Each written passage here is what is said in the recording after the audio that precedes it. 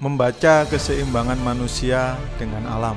Setelah kita membaca dan mempelajari ketetapan serta sistem Tuhan, segala aspek kehidupan di alam semesta ini tentu memiliki keseimbangan dalam hal berkesepasangan.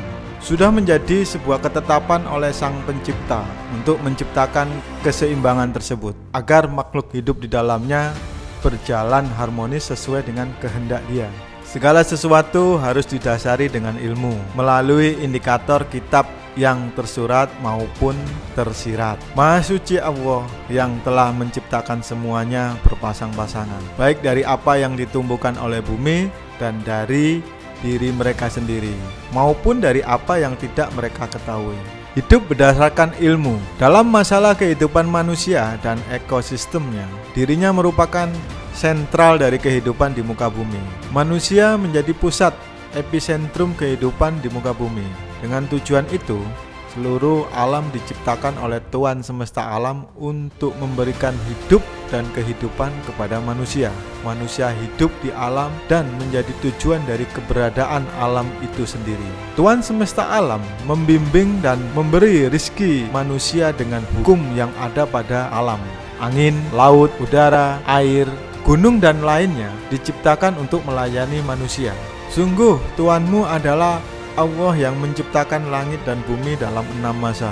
Lalu Dia bersemayam di atas ars. Dia menutupkan malam kepada siang yang mengikutinya dengan cepat. Dia ciptakan matahari, bulan, dan bintang-bintang tunduk kepada perintahnya. Ingatlah, segala penciptaan dan urusan menjadi haknya. Maha suci Allah, Tuhan seluruh alam. Seringkali kita tidak sadar bahwa semua ini adalah kuasa Tuhan dalam memberikan pelayanan kepada manusia, di mana dalam bahasa firman dinyatakan bahwa Tuhan semesta alam melayani apa-apa yang ada di langit dan di bumi untuk manusia. Dari sinilah terkadang manusia lupa bahwa dirinya bisa hidup karena dilayani oleh alam, dan lupa bahwa hidupnya memiliki tujuan untuk menjadikan Tuhan semesta alam sebagai Rob yang membimbing kehidupannya. Pernah dengar makna hidup dan kehidupan, bukan? Dia mengatur manusia dan alam semesta dengan segala aturannya. Dalam bahasa kitab disebut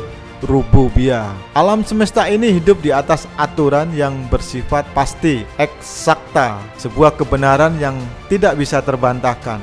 Matahari bersinar tepat pada waktunya dan musim selalu beredar sesuai garis edarnya. Alam semesta adalah wujud dari hukum kepastian yang tidak akan berubah. Semua makhluk hidup tunduk pada hukumnya. Di alam ini penuh dengan aturan-aturan dan hukum-hukum yang bekerja secara otomatis, ibarat mesin besar yang sudah berjalan dengan baik, running well, sesuai dengan aturannya dan tidak ada yang bertabrakan dan tidak fungsional. Kesetimbangan inilah yang mewujudkan keserasian dan keharmonisan pada alam. Oleh sebab itu, manusia dilarang melanggar hukum kesetimbangan agar tidak terjadi dampak negatif pada kehidupan alam semesta. Kesadaran manusia untuk bertakwa agar menjadi pribadi yang baik, manusia paripurna harus memaksimalkan akal pikir batiniah dengan landasan iman, bukan berlandaskan nafsu pribadi egosentris, dengan meluruskan sudut pandang untuk berilah kepada satu Tuhan saja, meninggalkan pola pikir pragmatis, individualis, agar karakter Tuhan bersemayam di dalam kesadaran kita. Jangan mau diperbudak oleh hawa nafsu pribadi dan menjadikan hawa nafsu sebagai Tuhan atas dirinya. Maka pernahkah kamu melihat orang yang menjadikan hawa nafsunya sebagai tuannya dan Allah membiarkannya sesat dengan sepengetahuannya, dan Allah telah mengunci pendengaran dan hatinya serta meletakkan tutup atas penglihatannya? Maka siapakah yang mampu memberinya petunjuk setelah Allah membiarkannya sesat? Mengapa kamu tidak mengambil pelajaran? Hanya dengan pengenalan nama dan pengajaran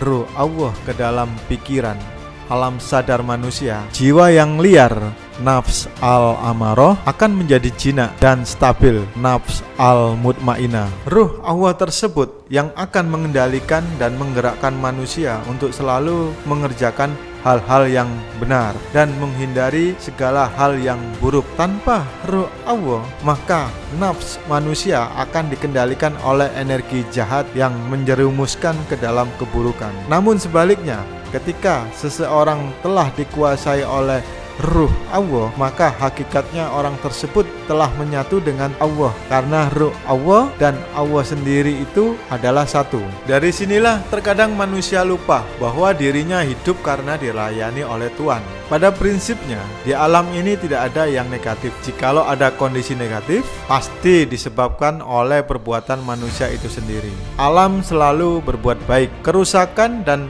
ketidakseimbangan pada alam disebabkan oleh tangan manusia yang hidup tidak menggunakan ilmu. Kerusakan, kemelaratan, kemiskinan karenakan manusia hidup tidak menggunakan ilmu dan manajemen yang ilmiah. Telah tampak kerusakan di darat dan di laut disebabkan karena perbuatan tangan manusia. Allah menghendaki agar mereka merasakan sebagian dari akibat perbuatan mereka, agar mereka kembali ke jalan yang benar. Manusia seharusnya menjadikan ilmu sebagai panglima. Ilmu adalah wujud dari Tuhan. Amatilah alam semesta. Oleh sebab itu, tidak ada alasan lagi manusia untuk tidak mau tunduk patuh kepada Allah, Tuhan semesta alam. Dan langit telah ditinggikannya, dan Dia ciptakan keseimbangan, agar kamu jangan merusak keseimbangan itu, dan tegakkanlah keseimbangan itu dengan adil, dan janganlah kamu mengurangi keseimbangan itu. Itulah Maha Pengasihnya. Dia menciptakan alam untuk melayani hidup manusia. Alam telah sempurna mengabdi kepadanya. Apa yang diundangkan, itu pula yang ia jalankan. Maka terciptalah keseimbangan. Dalam kehidupan manusia, tidak serta-merta langsung tunduk patuh aslama kepada apa yang diundangkan atasnya. Itulah sebabnya dalam bahasa firman, manusia disebut sebagai makhluk pilihan, memiliki opsi untuk tunduk patuh atau menjadi oposisi dari hukum Tuhan itu sendiri. Sejatinya, keseimbangan kehidupan mental spiritual manusia ada pada pengajaran firman. Ketidakseimbangan kehidupan mental spiritual manusia karena ia tidak memiliki ajaran isme Tuhan. Kegelisahan, ketakutan, kekhawatiran, kesedihan adalah bentuk tidak stabilnya mental spiritual. Sesungguhnya orang-orang yang berkata, Tuhan kami adalah Allah, kemudian mereka meneguhkan pendirian mereka, maka malaikat-malaikat akan turun kepada mereka dengan berkata, janganlah kamu merasa takut dan janganlah kamu bersedih hati, dan bergembiralah kamu dengan memperoleh surga yang telah dijanjikan kepadamu. Jadi amat jelas diutusnya para pembawa risalah dengan membawa kitab yang berisi ajaran Tuhan adalah untuk menjadi umat kesayangannya, sehingga hidup dan kehidupan manusia beratasnamakan Tuhan semesta alam, bukan beratasnamakan kepentingan pribadi. Sudahkah kehidupan Anda berdasarkan firman ajarannya untuk menjadi umat yang disayang Tuhan, mengatasnamakan Tuhan yang Maha Pengasih dan Penyayang? Maukah Anda hidup dan berkehidupan berdasarkan ajarannya?